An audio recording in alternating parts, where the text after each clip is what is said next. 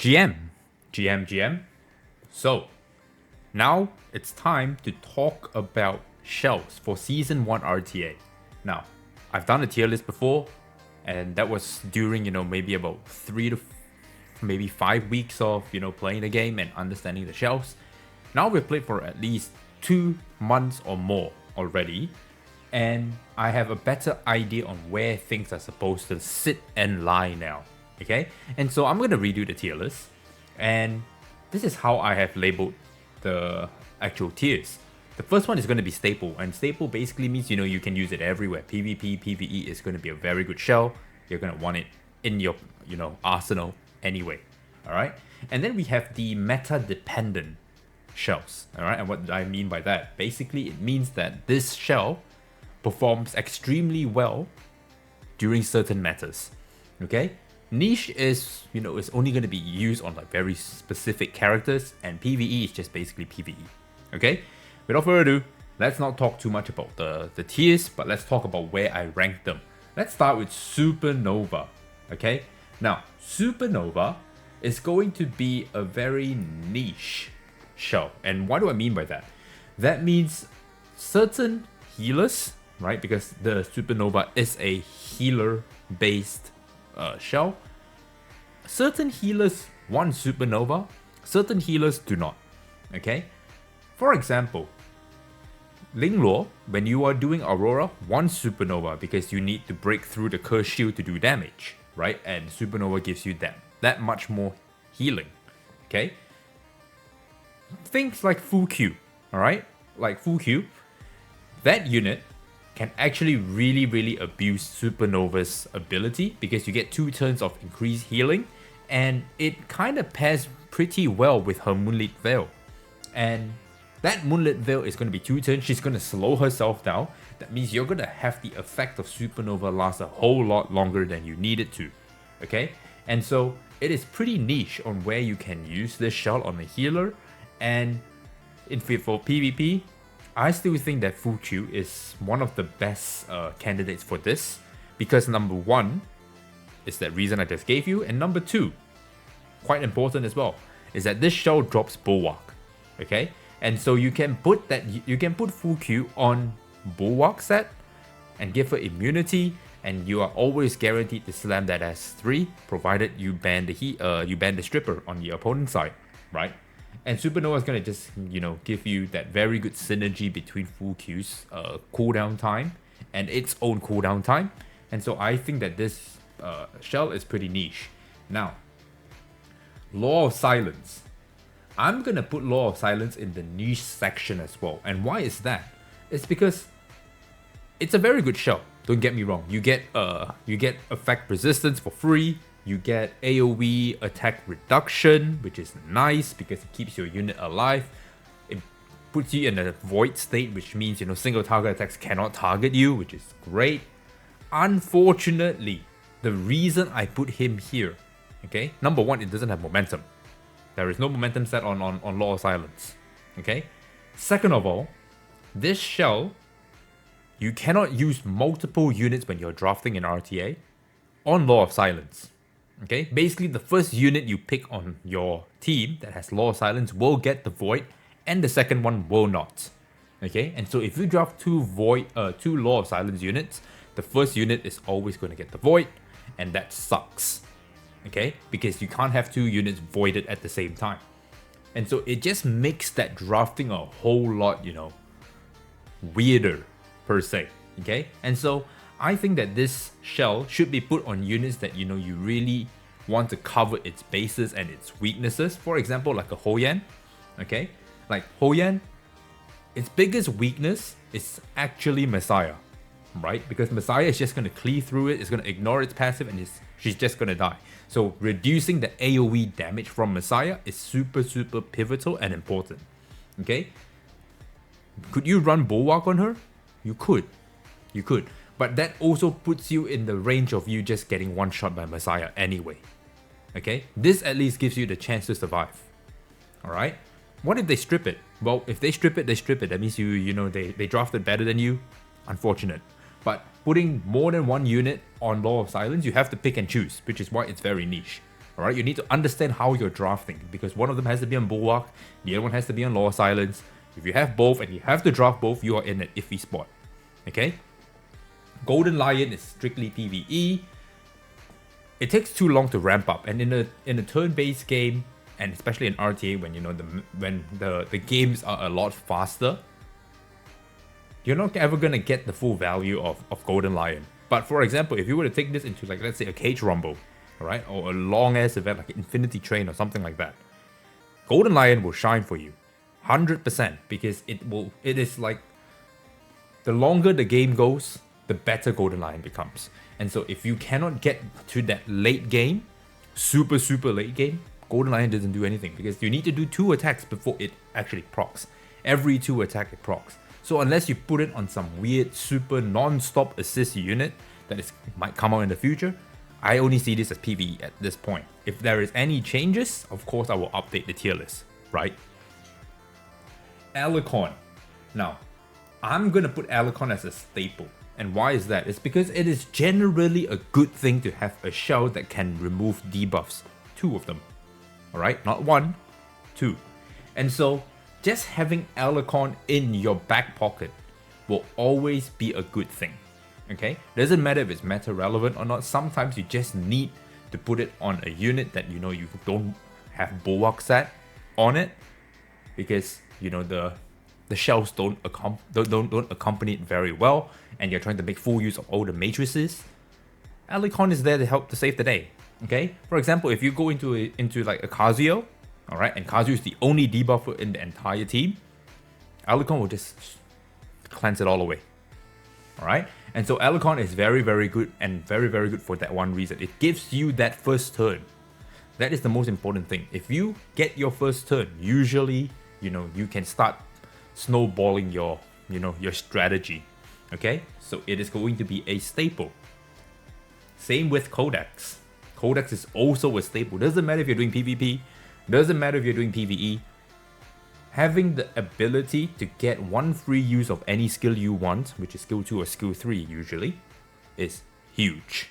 Okay?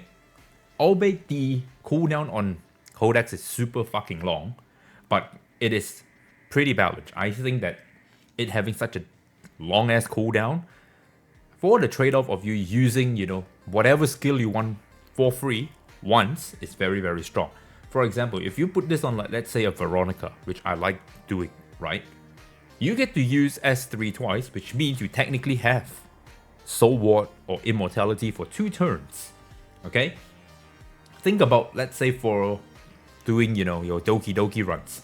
You can literally, get the same effect that you had in Wave 1 in Wave 2. Did I say more? I don't think so. And so, while Codex of Magic has very low base attack, right? It has pretty decent HP instead. I think if you put this on a DPS on like certain units, this unit will shine. Okay, think like Hellkit, think like Messiah. There are some Codex Messiahs out there that just constantly want to spam their S3. Okay, like if you see my video before about Lilium, if you haven't checked it out, I'll link it up here or in the description down below, where I use Codex and I have the flexibility to use S2 or S3 once for free, wrap around, and use the same skill again. Okay, that can be pretty fucking devastating. Alright, so it is always going to be staple, doesn't matter what meta we are in. Alright, most importantly, this also drops Bulwark. This is one of those shells that has every fucking thing you need under the sun. Every single matrices that you can think of, any combinations that you think will be good, it has it. Okay, you just have to be lucky to drop it. That's about it. Okay, White Fang. Now, White Fang is meta dependent in RTA. Alright, why is that? Sometimes you don't want to do multiple attacks. Sometimes you just don't. Okay, sometimes there might be a format where doing multiple attacks just is not good for you.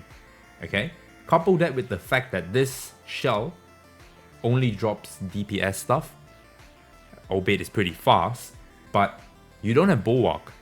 And if the meta is super CC heavy, having your DPS on White Fang means you need to do one of two things. One, you need to have super immunity to CC through your team composition, or two, you need to be super fucking fast, which means you're a glass cannon and squishy.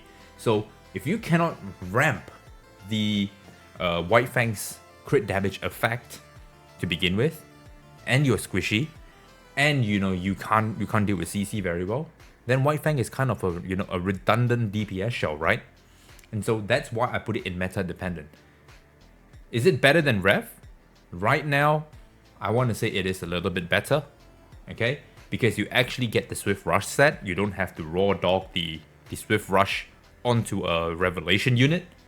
But then again, you also need to have pretty damn good gear, alright? And you need to cover a lot of its weakness in your team compositions in RTA. And so it is pretty meta dependent, in my opinion. Alright? Now, Gigabyte is going to be a staple. And why is that? It's because usually you want to put this on your healers. Usually you want to put this onto your bruisers. Okay? And why is that? Because Gigabyte cheats speed. Now, you have to remember, you have to allocate a lot of tank stats all into your HP, your EHP, your defense. Then sometimes you need crit rate, you need crit damage, and you need to find the balance between that. And sometimes you just don't have the room to find speed, right? And so the best way to punish speedsters is to take Gigabyte, because Gigabyte plays on how fast your opponent is. The faster they are, the faster you become. Okay? Because they're going to take more turns than you, and if they take more turns than you, that means your Gigabyte is going to be proccing every time, and you're just going to cheat speed, fuck up the turn meter for them. They can't actually, calculate properly, because if you have like 2 or 3 Gigabytes, right, in your team, and one of them is in CC, and then 1 Gigabyte goes, the other Gigabyte goes, do it about 3 or 4 turns, I swear, I promise you, everyone is going to lose track of which Gigabyte has already went. Trust me, okay? And so Gigabyte is always going to be a staple no matter what, because it is so flexible. You can put it on a bruiser, you can put it on a healer, okay? Artisan is meta dependent, alright? When the meta is slower, then Artisan becomes very, very good, because in a meta where you're fighting bruisers versus bruisers, shielding your units becomes very strong because they don't have a lot of damage and they're slow. And usually their turn rotators that are moving super fast are the healers. And if the healers can't chip you down, then you can just, easily try and control the opposition's DPS so that you keep the shield up and you stay healthy.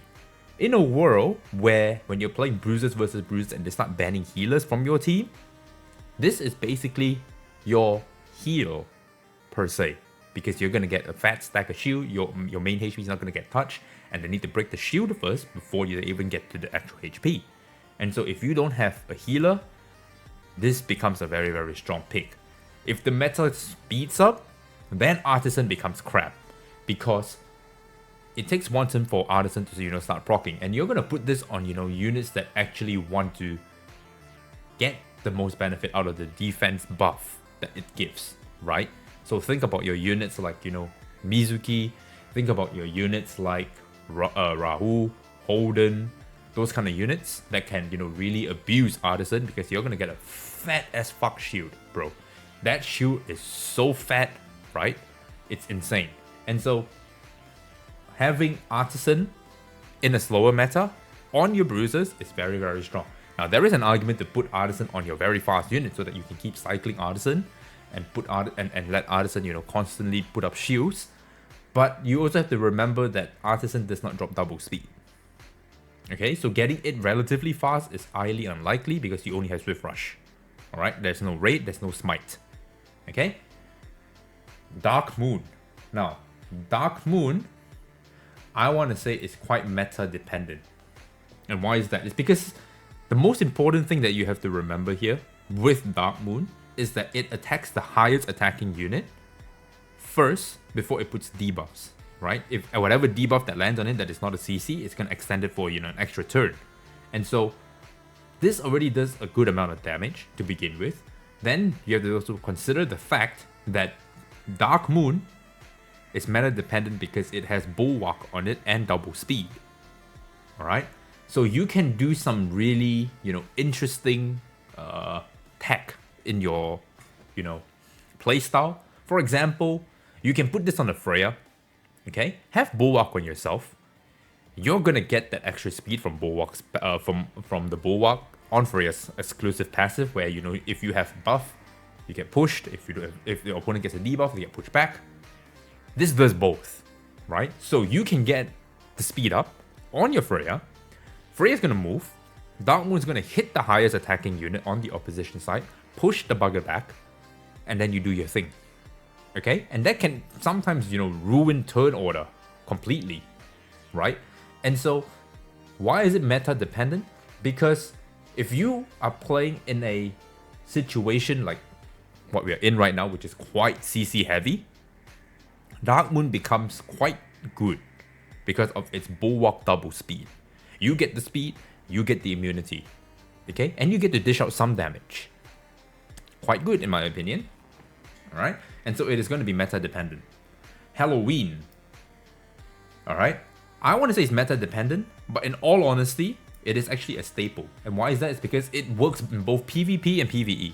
Alright, in PvP, putting it on your debuffers, for example, like a Nahor, a Kraken, those kind of units, where their cooldowns are quite long, having Halloween cool that down is super, toxic in RTA.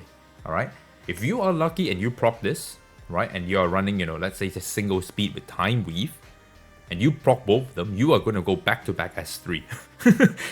And that is fucked. That means you've high rolled it. Alright? In PvE, this, because it's going to be a much longer fight, your chances of proccing is going to be a lot higher, and that sometimes can just get you through that threshold to clear PvE, because let's face it, this game really wants you to work your PvE so that you can play PvP.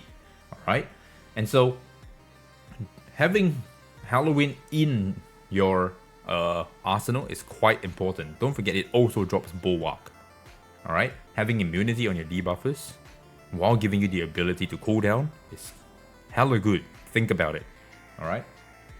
Count. Now, I want to say Count is here. Okay? Or should I say Earl? If you guys don't know what that reference is, basically, the Etheria released a profile card for Lilium, and they called this guy Earl. And so, Earl over here is very good for one or two things. Number one, it gives you lifesteal, it gives you attack up in its own way, and it comes with Bulwark. It is the only DPS shell that comes with Bulwark. Okay? And so, just by knowing the fact that this is the only DPS shell that comes with Bulwark, it is already meta dependent. Okay? Because if in a world where you don't need Bulwark on your DPS, you are better off running White Fang or Revelation sometimes. Okay? Because that lifesteal is still only 10% of what the damage you did. So if you hit for 5k, you're only healing for 500. Sometimes that 500 is not enough. Okay? If you hit for 5k, you get 500. Like, that's not a lot. Alright? And so, right now, since we're pretty meta, CC meta heavy, putting Count or Earl on your DPS is quite good. Okay? Because now they have to bring strippers into their team comp, and if they bring too many strippers, not enough damage, then they don't do damage. Right? So this just puts another layer of, drafting for your opponent to think about. Because if someone sees an Earl on the DPS, they have to, play the gamble of is that unit actually on Bulwark or not. Okay? And having this on units like, for example, Hoyan, alright, if you don't want to run Law of Silence on her, you can run, Earl on it, and making sure that she's immune, right, or CC immune, means that her S2 will always proc. Okay? The same thing goes with Lilium. If Lilium cannot get attacked down, she is one-shotting something. Alright? Lighthouse is also meta dependent. Okay? Last season, we were in the meta of Revelation. What do I mean by that? That means the entire meta revolved around, if you did not have an answer to Cleave, which was Revelation, you were kind of boned. Right? Because you were just going to eat so much damage and you had no retaliation whatsoever. And so Lighthouse is that one shell, right? First of all, it's very low cooldown. Second of all, if they don't do enough damage, then Lighthouse doesn't do much. But if they do a shitload of damage, then you get 25% heal, you get 25% turn meter push, and that's every 2 turns. It is the lowest cooldown shell in this game. Okay? And so this shell also has double speed, which means you can actually put this on your initiators. And even if you get outsped, as long as they interact with your board, you're gonna get pushed, you're gonna cut them, and you're gonna, counter cleave. Alright? And so this was a very, very good tech that we saw in EWS. It is very meta dependent. Now that the meta is slowing down, Artisan becomes a lot better. Because it is a fight between Artisan or Lighthouse, right? For your bruises. And as long as the meta slows down, then Artisan becomes more prevalent. But the meta speeds up, Lighthouse becomes more prevalent. Alright, that's how you should be thinking about it. Now, Jacko Guard is a staple. I don't care who you are, no matter what you say, Jacko Guard is a very, very good shell. It does damage, number one, it hits pretty fucking hard actually. It has Bulwark, it has double speed, like, it has Bloodbath, it has everything. It has everything you need under the sun. You can even go in some sort of combination of, Blood buff with, Swift Rush and Swift Smite, right? And you'll still have, 35% speed boost. And you get the Bloodbath effect, and you get speed up, and you do damage through your shell. It is insane, okay? Doesn't matter if you're PvE, doesn't matter if you're PvP. Sometimes that extra 6k damage that you do with, let's say a Lily or a Kloss or a Casio means the world of whether you clear within a certain speed time limit, or getting 3 stars, or clearing it at all. Okay? Revelation. Now that Revelation got nerfed, okay, it's no longer a staple. It is actually niche. And why is that? Because Revelation, first of all, is a 3-turn cooldown shell. So if you put it on an off cooldown unit, for example, like a Freya that is 4 turns, or a Heinrich that is 4 turns, you're out of sync. You're only there for the very first burst damage that you can do with Revelation, and then you are out of sync. However, putting Revelation on actual DPS is still very good. Okay, it is still very, very strong. Don't forget that. For example, if you put this on a Yelly, it is still, number one, very, very strong, because she hits 3 times. Revelation is still going to proc 3 times. It's just 30% less damage. But it's still a shitload of damage that Yelly is going to do because she is a real DPS. Right? Number 2, their cooldowns are in sync. Okay? So when Revelation cools down, if you see that Revelation proc when Yelly takes a turn, you know that you're fucked. Right? Because Yelly is about to hit the S3 again. And so putting Revelation on DPSs that synergizes with its cooldown plus being multi-hit is quite niche. Alright, it's quite niche. Okay? And so with that nerf now, you won't see a lot of Revelation units running about anymore. And if you still see those, easy days for you now. It's easy days for you. Okay? You can definitely tank through that. They're not gonna overly kill you. Gigabyte's gonna proc because they're gonna need about 3 units before they can actually kick your ass with, Revelation now, not just 2. And then your healers are just gonna heal up. And you're good. Okay? Amber is also quite niche. Actually, it's meta dependent. Why do I say Amber is meta dependent? It's because if the meta is super fast, then you have 2 options here. One, you can use Lighthouse, cut the turn, heal up, and try to mitigate whatever damage that unit has done or that opposition has done to your team. Or you can play it the other way and have a full team of 2 second lives. Okay, because don't forget, when you're in ice state, if you are fast and you have some defense stats on your unit, very high chance you're not dying. And if you're not dying, you're getting full healed, 60% basically, plus whatever 60% you first get initially from the heal. You're going to be on full health. You're definitely going to take a turn. And if you haven't ripped that S3, you're guaranteed to rip that S3. And usually if you're playing against Cleave, 1 or 2 S3s from your bruisers typically means that they are entirely, dead. Okay? And so you have 2 ways to play about it, and it's quite meta dependent. If you can really farm Wrangle, and your Wrangle farms are, astonishingly good, then play Lighthouse. Okay?